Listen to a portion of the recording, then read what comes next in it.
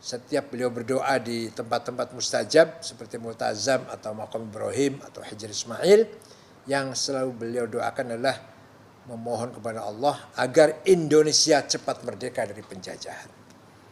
Oleh karena itu seorang penulis Arab namanya Tariq Shihab menulis tentang Hashim, satu buku sendiri namanya, judulnya Al-Haji Hashim Asy'ari Awal Wadi'al Istiqlal Indonesia.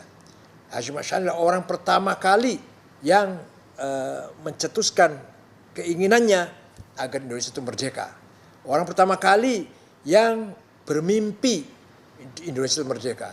Orang pertama kali yang segala kemampuannya, segala cita-citanya ingin melihat Indonesia merdeka. Itu ditulis oleh penulis Arab namanya Tariq Shihab.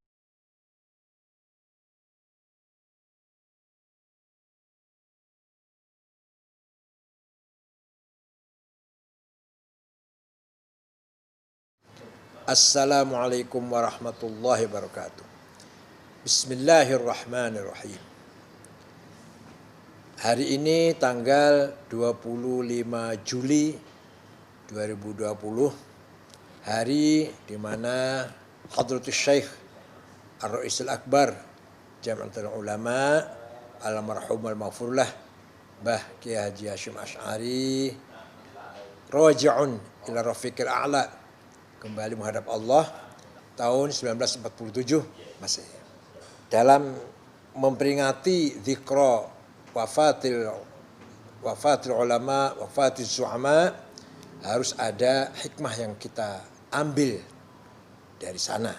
Bukan hanya sekedar kita memperingati haul, memperingati hari wafatnya seseorang ulama begitu saja, tapi harus kita ambil apa yang paling penting, keteladanan dari yang telah beliau lakukan. Seorang ulama, seorang alim yang menguasai ilmu-ilmu agama. Baca kitabnya sangat luas, bukan hanya tafsir hadis fikih, tapi juga sampai kitab-kitab yang isinya lucon, anekdot, fuqaha namanya. Itu beliau baca itu. Kitabul Funun juga dia baca, kitab seni. Dan kalau baca, beliau bukan hanya sekedar baca, ikut mengomentari di tepinya itu. Dengan tulisan tangan beliau, kiai kan dulu gitu. Kalau ada sesuatu yang menarik, beliau komentari di pinggirnya itu. Nah itu luar biasa. Artinya apa? Artinya Mbah Hashim Asy'ari itu sebenarnya sudah level mu'allif, level pengarang, penulis. Ya, katanya beliau tidak banyak tulisan, ada tulisan beberapa tapi tidak banyak. Bahkan yang paling banyak beliau mengomentari di hasyah, di pinggir-pinggir matan yang beliau baca. Itu menunjukkan beliau sangat dalam ilmunya. Sampai-sampai syair-syair Arab pun beliau baca, baik syair jahiliyah, syair masa Islam pun masa Umayyah, masa Abbasiyah, perkembangan sastra, kesusastraan Arab beliau kuasai. Itu sekilas tentang keilmuan Mbah Hashim.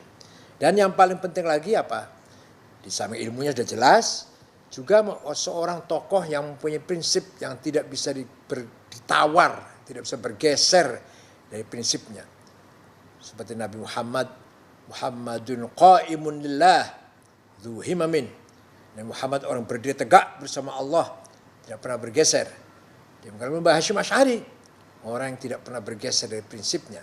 Semenjak masih mukim di Mekah, setiap beliau berdoa di tempat-tempat mustajab seperti Multazam atau Maqam Ibrahim atau Hijr Ismail, yang selalu beliau doakan adalah memohon kepada Allah agar Indonesia cepat merdeka dari penjajahan. Oleh karena itu seorang penulis Arab namanya Tariq Shihab menulis tentang Mbah Hashim, satu buku sendiri namanya, judulnya Al-Haji Hashim Asy'ari Awal Wadi'al Istiqlal Indonesia. Hashim Asy'ari adalah orang pertama kali yang mencetuskan keinginannya agar Indonesia itu merdeka. Orang pertama kali yang bermimpi Indonesia itu merdeka.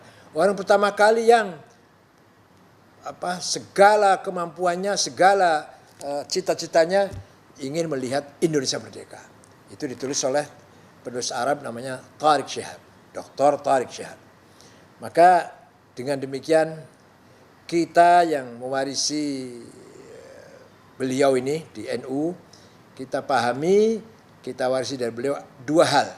Satu, warisan agama yang beraliran Ahlussunnah wal Jamaah, yang berpikiran tawasud dan tasamuh dalam syariat. Katakanlah ikut Imam Syafi'i, dalam akidah kita ikut Imam Abul Hasan Asy'ari, dalam tasawuf kita Imam Junaidi dan Imam Al-Ghazali. Imam-imam panutan kita itu jelas merupakan para ulama besar, a'immah kibar yang berpikir moderat, jauh dari radikal, ekstrim, tekstual, atau dari aklaniyin, sangat rasional, liberal, tidak.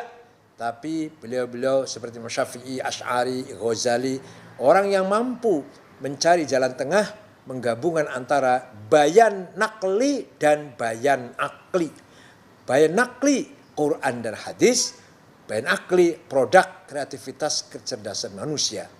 Nah, bayan akli ada dua, akal kolektif namanya ijma, konsensus, akal individual namanya qiyas, analogi. Gak panjang kalau ceritain, tapi yang penting panutan kita adalah Imam Syafi'i, Imam Asy'ari, Imam Ghazali, orang-orang yang meletakkan dasar-dasar tawassutiyah, wasatiyah, dan tasawufiyah dalam Islam. Nah, itu yang kita harus ikutin. Yang juga diperjuangkan oleh para ulama, para aulia, terutama wabil khusus Mbah Hasyim Asy'ari. Maka kita tidak boleh melenceng dari itu. Harus tetap berpikir wasatiyah, gabungan antara bayan nakli, tek, yaitu isinya Quran hadis, dan bayan akli, ijma dan qiyas. Quran hadis saja jumud, rigid, sempit. Ijma qiyas saja liberal nantinya kalau akal saja. Gabungan dari dua itulah kita mendapatkan mabda' wasati. Itu dalam ajaran Ahlussunnah wal Jamaah seperti itu. Nah, kemudian yang paling menonjol lagi Mbah Hasyim Asy'ari, beliau memimpin pesantren, beliau memiliki sawah yang luas, cukup luas. Katakanlah orang kaya Mbah Hasyim tuh, kaya zaman dulu tapi kaya ukuran zaman dulu. Itu hasil panennya dimakan bersama-sama dengan santri-santrinya.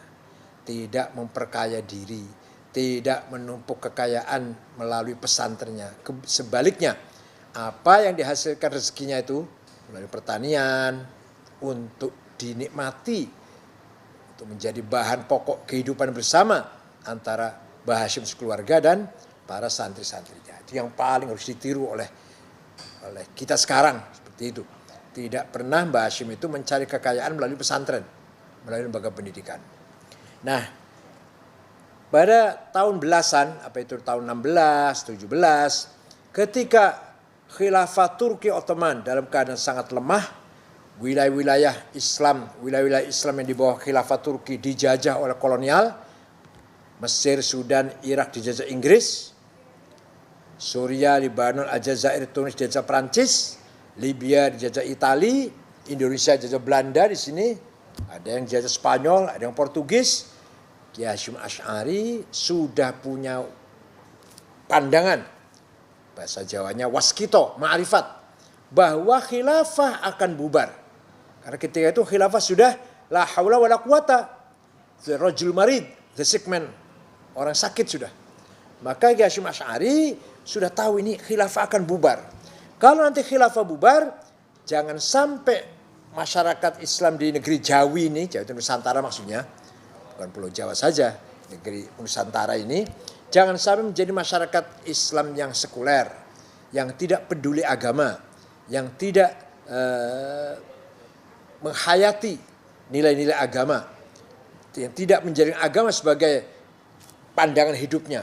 Maka Kiai Hasyim Asy'ari cepat-cepat mengeluarkan jargon yang sangat terkenal, hubbul waton minal iman. Nasionalisme bagian dari iman. Anda nasionalis harus beriman kepada Tuhan. Anda beriman kepada Tuhan, orang Islam terutama harus nasionalis. Artinya apa ini? Artinya Hasyim Asy'ari sangat cerdas, sangat jenius. Sehingga sejak awal hubungan antara agama dan negara, antara agama dan politik kebangsaan sudah selesai. Bayangkan di Timur Tengah sampai sekarang memahami nasionalisme belum tuntas. Karena nasionalisme di Timur Tengah datangnya dari seorang yang bernama Mitchell Aflaq, beragama Kristen Ortodok mendirikan partai nasionalis namanya Ba'ath. Maka ulama-ulama menolak ide nasionalisme karena datang dari luar. Ulama bikin partai lagi, Ikhwan Muslimun, partai Islam. Lah kalau di kita Indonesia, seorang Kiai Hasyim Asy'ari dari hati yang beriman kepada Allah, dari jiwa ruh yang beriman kepada Allah, tapi punya wawasan nasionalisme, punya ideologi nasionalisme, punya cita-cita kebangsaan, tapi kebangsaannya tidak boleh lepas dari nilai agama, maka dia rangkum dalam satu jargon, hubbul watan iman, nasionalisme harus menyatu dengan iman.